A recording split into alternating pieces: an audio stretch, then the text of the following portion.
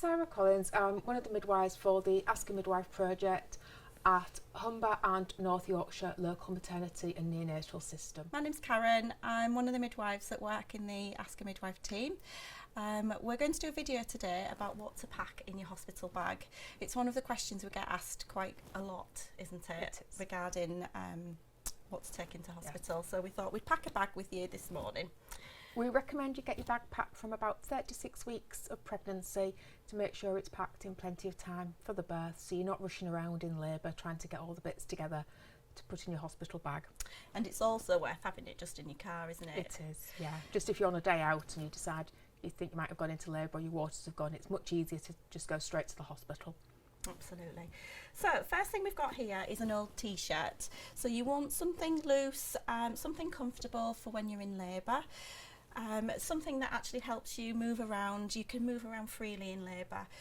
Midwives do need to listen to your baby's heartbeat, so anything that we can gain access to your abdomen with, really. So we listen to your baby's heartbeat either with intermittent auscultation, so that would be every 15 minutes, or if you're on a CTG monitor where you've got the belts around you, that's continuous monitoring. But so we've got here a loose t-shirt.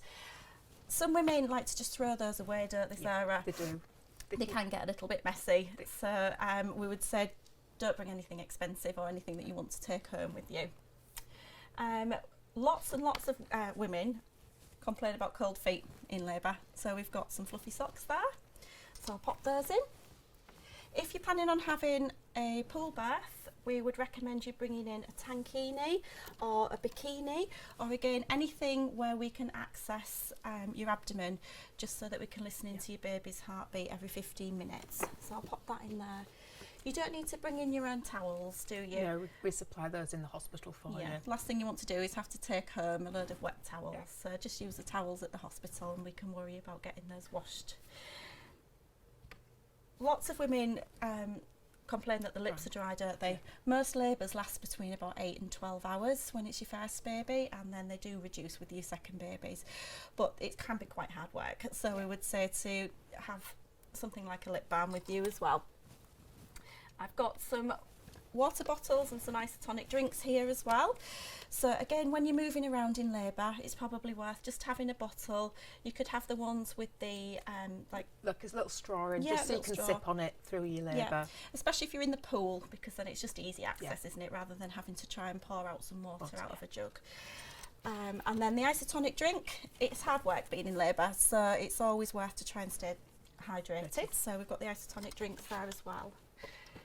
If you have a low risk pregnancy, you are able to eat and drink in labour. So I've just packed in some breakfast bars there. So anything where it's like a slow burning carbohydrate, just to keep you going.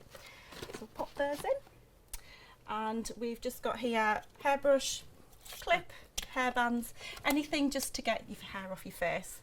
Lots of women come in and then want their hair off the face, and most of the time just helps cool you down. Absolutely. And if you're in the pool, you don't want your hair getting wet.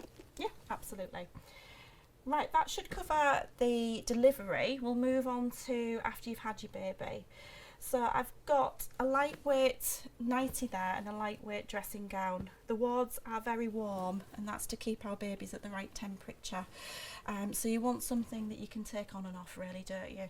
And the nightgown that I've brought has got buttons down the front, so it's just easy access for if you're breastfeeding or for when we're trying to initiate skin to skin with your baby. And again, it's just something comfortable. You might feel a little bit sore after you've had your baby, so you just want something that you're going to feel comfortable in, really. Something loose. Absolutely. Right, so I've also got a bra here. So your breasts can be a little bit swollen, especially if you're establishing breastfeeding, and they can be quite uncomfortable. So I would say having something that's not got any underwiring in is probably beneficial. The underwires can damage the breast tissue as well. Yeah, that's true. And I've also got some breast pads. So if you started to leak milk, or even if you haven't started to leak milk, sometimes your nipples can be quite sore. So just having these here as a barrier to between your breasts and the fabric can help, can't it? I'll pop those in. And we've got some flip-flops. So either flip-flops or slippers. The wards, the floors can be a little bit slippery, Yeah. so we do advise that you do have something on your feet there. Just make sure you bring in plenty of underwear. So I've got some underwear that's, I would say just bring in a size bigger than normal, because your tummy can still be a little bit swollen after you've had your baby. And again, you want something comfortable. And we've got some pads there as well. You do need the heavy pads. You can bleed like a heavy period, and bleeding can last up to 6 weeks after your birth, so that is something to be aware of. So bring in plenty of pads for yourself. And then we've just got some comfortable clothes for you as well. So you don't have to be in pyjamas in the hospital. You just want something, again, that's comfortable and that you feel comfortable in, don't you? Something loose and cool. Yeah. And then the last thing we need to talk about for mum is your pregnancy notes. It's really important that you have your notes with you at all times. So I would advise always having them with you in your bag. As Sarah said, if you do start to labour and you're somewhere other than your home city, you can have your notes with you, and the hospital will have all of the information they would need to give you safe care. So we've done mum. We'll move over to the exciting bit now for packing for baby, and I'll hand over to Sarah. Thank you, Karen. Okay, so one of the tips from being on labour ward that I would recommend is that you put a little set of clothes that you want baby to wear when they're first born, just so that birth partners or midwives aren't scrabbling around in your bag looking for various bits and pieces. So a little vest for baby, a nappy and a baby grow. Okay, but we also do recommend that initially when babies are born that they have a little hat on to keep them warm. Babies can't retain the temperature, so it's really important. But once you get baby down to the postnatal ward and home, we do recommend that babies don't wear hats in the house. So if we put those in a little plastic bag, and then they're easy to get to and they're all together. So we do recommend that you bring several changes of outfits with you for baby. Babies do tend to need to wear an extra layer to ourselves, so spare vests and baby grows are useful, sometimes even a little cardigan as well.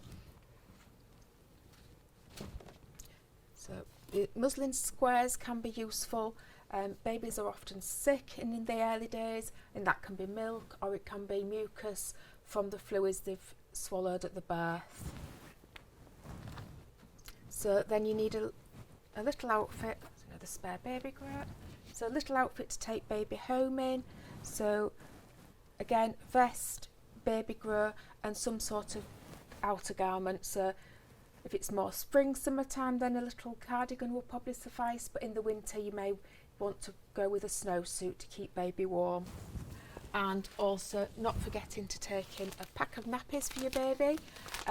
Amazing, sometimes babies need the napper changing as much as 8 to 10 times a day, so you will go through a lot of nappies. That's just a pack of the first size.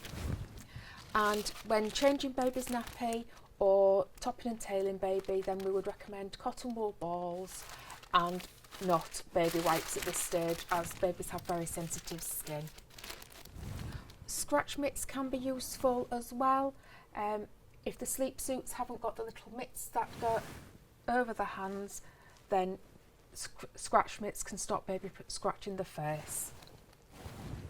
And lastly, it is quite nice to have your own little baby blanket for your baby, and you certainly would need a blanket for taking baby home from hospital. We do recommend that you leave baby's car seat in the car, but it's worth having a little play around with it in the weeks leading up to the birth, so that you know how to fit it into the car securely.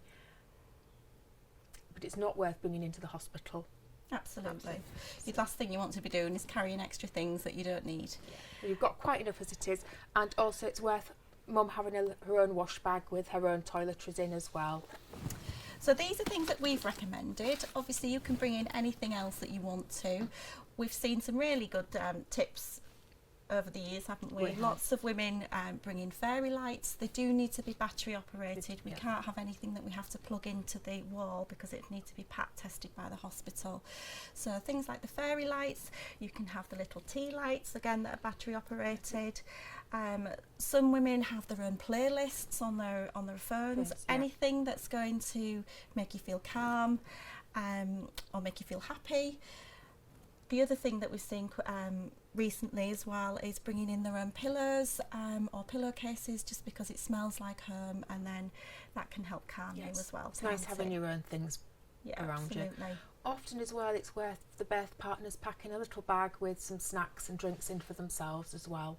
Yeah, absolutely. And a change of clothes as well. Yeah. Because they can overheat as well, they can get very warm. And of course, if you're in the birthing pool, partners can often, they're not getting in, but they can get splashed by the water and things as well. So that's worth having their own change of clothing. You can access a checklist on the Tommy's website as well. So we will give you details on that, where you can download it or just have a look at it. And it's just a bit of a visual reminder there of what to pack in your bag as well. Thank you for watching.